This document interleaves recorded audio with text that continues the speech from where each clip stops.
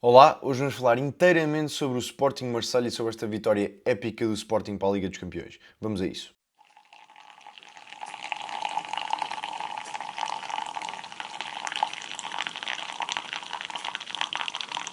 Olá a todos, uma vez mais aqui, bem-vindos ao YouTube da Raça Leão. Se chegaram até aqui, se gostam deste tipo de conteúdo, aproveitem para subscrever o canal, para darem like nos vídeos, para vos aparecer mais vezes. É bom para vocês porque vos aparecem mais vezes os vídeos, é bom para nós porque é o reconhecimento que este trabalho está a ser bem feito e que vocês gostam deste tipo de conteúdos e que vale a pena perdermos tempo e arriscarmos neste tipo de novos conteúdos de long form. Vamos a isso, ao Sporting Marselha. Acho que fizemos um bom jogo.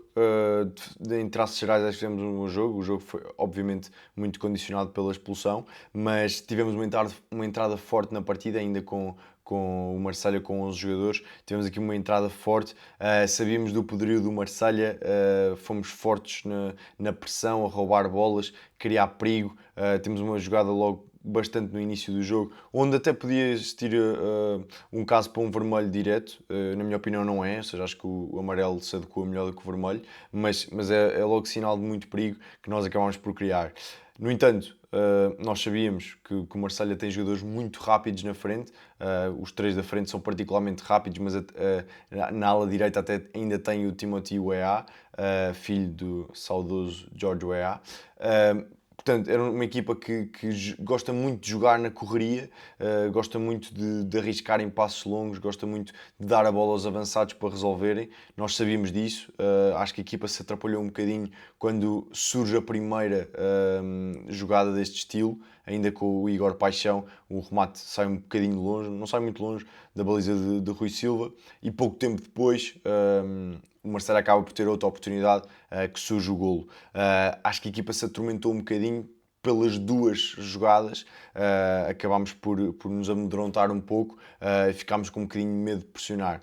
Com jogadores tão rápidos na frente, sabíamos que não podíamos ser tão acutilantes na pressão porque íamos roubar espaço atrás, não é? Ou seja, não querendo dar demasiado espaço atrás, é natural que depois não consigamos trazer tanta gente na pressão e se nós não conseguimos subir de forma compacta, torna-se mais difícil fazer essa mesma pressão, e acho que a equipa sentiu um bocadinho o nervoso das jogadas que estavam a surgir atrás, deste pontapé para a frente que o Marselha acabou por recorrer muito, porque efetivamente tem jogadores muito dotados tecnicamente na frente e muito rápidos. Acho que acabámos por sentir um pouco isso.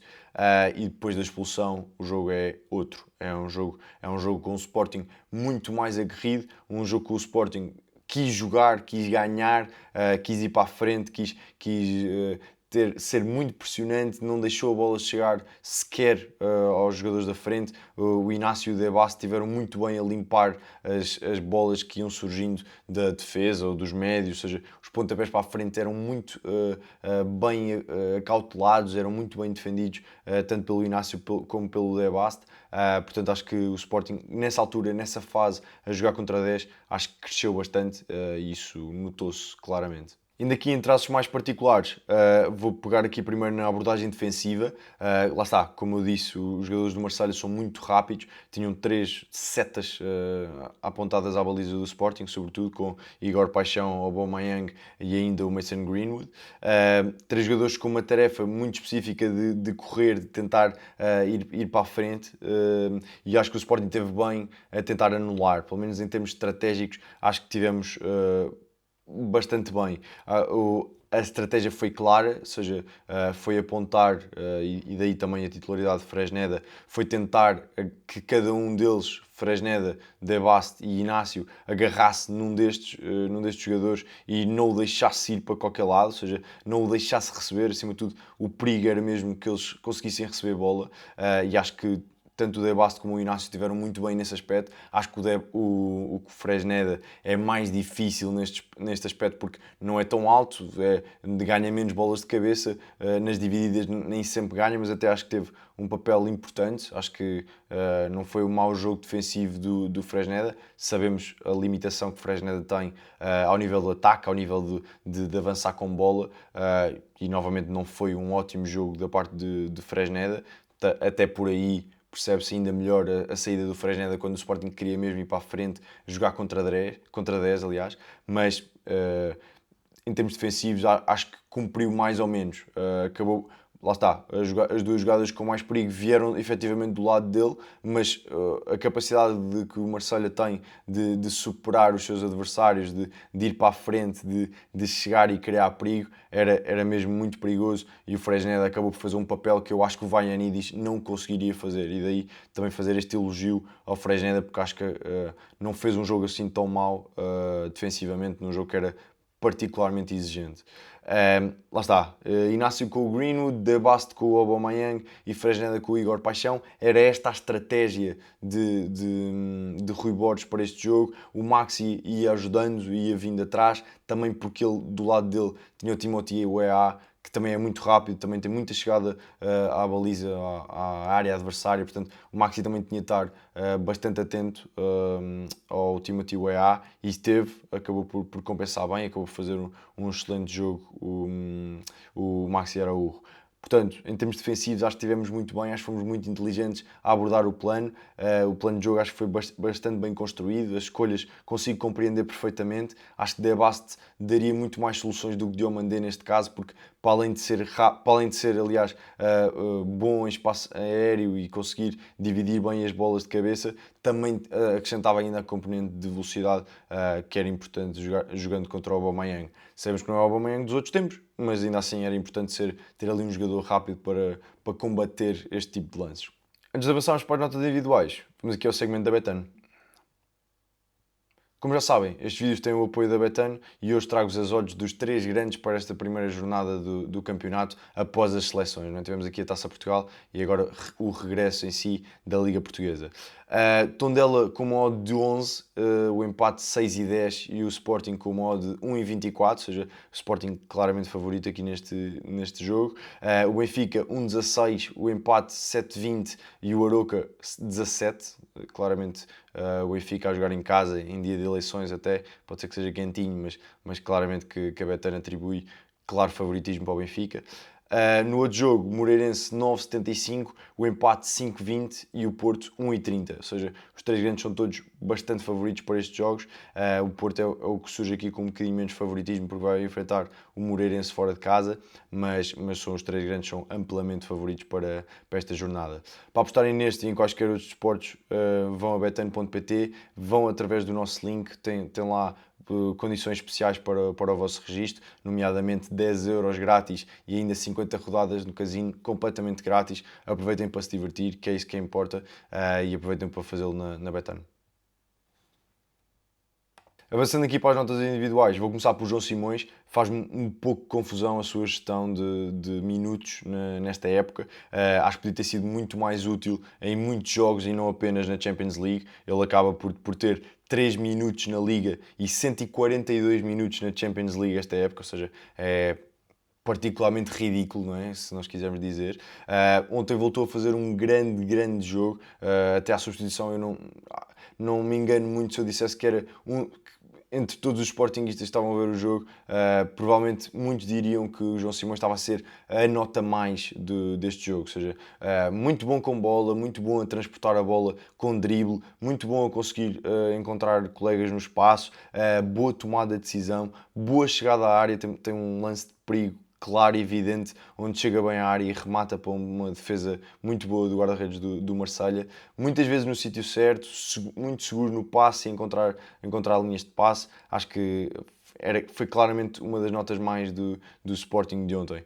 Agora, eu sei que está tudo um bocado desejoso de fazer aqui a cama a Rui Borges e esta pseudo má fase do Sporting com resultados e até com exibições um bocadinho menos bem conseguidas. Sabemos que tem sido muito criticado Rui Borges. Agora, nós não podemos, não consigo compreender mesmo, independentemente da substituição, independentemente da decisão, eu não consigo compreender alguém assobiar uma substituição como aconteceu ontem com o João Simões. Ontem não, no jogo com o Marselha com o João Simões. Muita gente a assobiar a sua substituição, claramente para a substituição em si, não era de todo para João Simões, porque lá está, garantidamente que muitos diriam que seria a nota mais do Sporting.